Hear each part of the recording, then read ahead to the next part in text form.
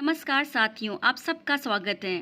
TGT, PGT सभी हिंदी प्रतियोगिताओं के लिए क्लास बहुत इम्पॉर्टेंट है और मैंने जो भी साहित्य इतिहास के ग्रंथ कराए हैं उतने ही अगर आप याद कर लेंगे तो आपके यहाँ से आने वाले क्वेश्चन गलत नहीं होंगे। आइए समय नहीं व्यर्थ करते हैं और फटाफट स्टार्ट करते हैं। देखिए, नीलाभ, इनका साहित्य ग्रंथ कौन सा है? हिंदी साहित्य का ग्रंथ हिंदी साहित्य का मौखिक इतिहास। अब इसको याद कैसे करेंगे? देखिए, ये लिखा हुआ है ना, हिंदी साहित्य का मौखिक इतिहास। तो मैंने इसको कैसे याद किया है वो देखिए कि जो हिंदी साहित्य का मौखिक इतिहास है अब वो नीलाम हो गया है। मैंने नीलाम को समझिए नीलाम समझा है कि अब तो सारे जो इतिहास है वो लिखित हैं, तो हिंदी साहित्य का मौखिक इतिहास जो है वो अब नीलाम हो गया। नीलाम मतलब नीलाम का है ये, ठीक है। फिर देखिए, डॉक्टर राम प्रसाद मिश्र, इन्होंने हिंदी साहित्य का कौन सा इतिहास ग्रंथ लिखा है? हिंदी साहित्य का वस्तुपरक इतिहास। यहाँ पे क्या है? हिंदी साहित्य का वस्तुपरक है, ठीक है। तो इसको हम कैसे कनेक्ट करेंगे? देखिए, राम प्रसाद, राम जी जानते हैं कि हमें ये बड़े बड़े इतिहास ग्रंथ नहीं याद हो पाएंगे, तो उन्होंने प्रसाद के स्वरूप हमारे लिए कौन सा ग्रंथ लिखा है? वस्तुपरक इतिहास, ठीक है। हिंदी साहित्य का वस्तुपरक इतिहास। चलिए देखिए, नेक्स्ट क्लियर करते हैं। अब यहाँ पे देखिए, डॉक्टर रमाशंकर शुक्ल रसाल, इनका ग्रंथ क्या है? हिंदी साहित्य का इतिहास।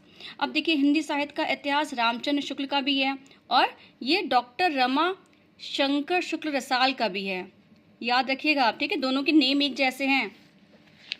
फिर देखिए, श्याम सुंदर दास, इनके ग्रंथ देखिए, हिंदी भाषा का विकास। अभी तक हम लोग साहित्य पढ़ रहे थे।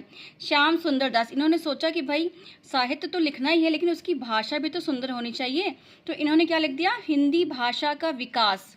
और दूसरा क्या है? हिंदी भाषा और साहित्य।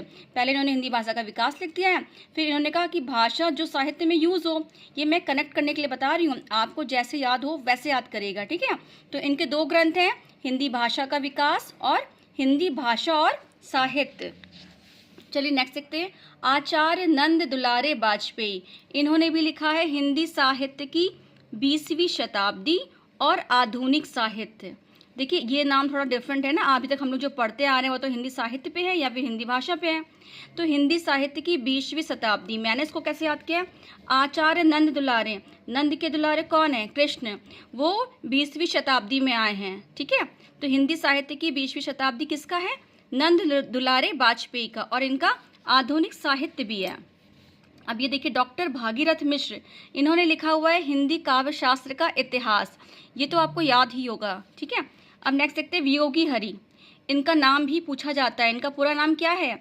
हरि प्रसाद द्विवेदी। इस तरह से क्वेश्चन बन जाता है, हरि प्रसाद द्विवेदी लिख देंगे या फिर लिख देंगे हरि प्रसाद शर्मा या हरि शुक्ला, कुछ भी लिख देंगे आप। हरि प्रसाद याद करके रखे रहेंगे, अगर पीछे का नाम क्लियर नहीं होगा तो फिर आपके क्वेश्चन गलत हो जाएगा, इसलिए इनका नाम बहुत ही ध्यान रखना है। इन्होंने क्या लिखा है? ब्रज माधुरी सार। इसको मैंने कैसे याद किया है? देखिए, वियोगी जो थे वो किसके वियोग में थे? माधुरी जी के वियोग में, जो कहाँ रहती थी? ब्रज में। तो ब्रज माधुरी सार किसने लिखा है? वियोगी हरि, ठीक है। नेक्स्ट देखिए, डॉक्टर टीकम सिंह तोमर, इनका है हिंदी वीर काव्य। अब भाई टीकम सिंह नाम से ही लग रहा है कि बहुत ही मतलब वीर होंगे, तो इन्होंने क्या लिखा है? हिंदी वीर काव्य, ठीक है। नेक्स्ट देखते हैं, आचार्य परशुराम चतुर्वेदी, इन्होंने लिखा हुआ है उत्तर भारत की संत परंपरा। इनके जो ग्रंथ का नाम है संत परंपरा। तो मैंने इसको कैसे याद किया है कि राम जी ने पी परशुराम चतुर्वेदी से कहा कि अब आपके कंधों पर है संत परंपरा, तो इन्होंने ये ग्रंथ लिख दिया, उत्तर भारत की संत परंपरा। ये वाला ग्रंथ हम लोग पहले वाली क्लास में पढ़ चुके हैं, ठीक है। वैसे मैंने मोस्टली आपको सारे ग्रंथ करा दिए, एक दो और रह गए वो मैं करा दूंगी। मिलते हैं नेक्स्ट क्लास में।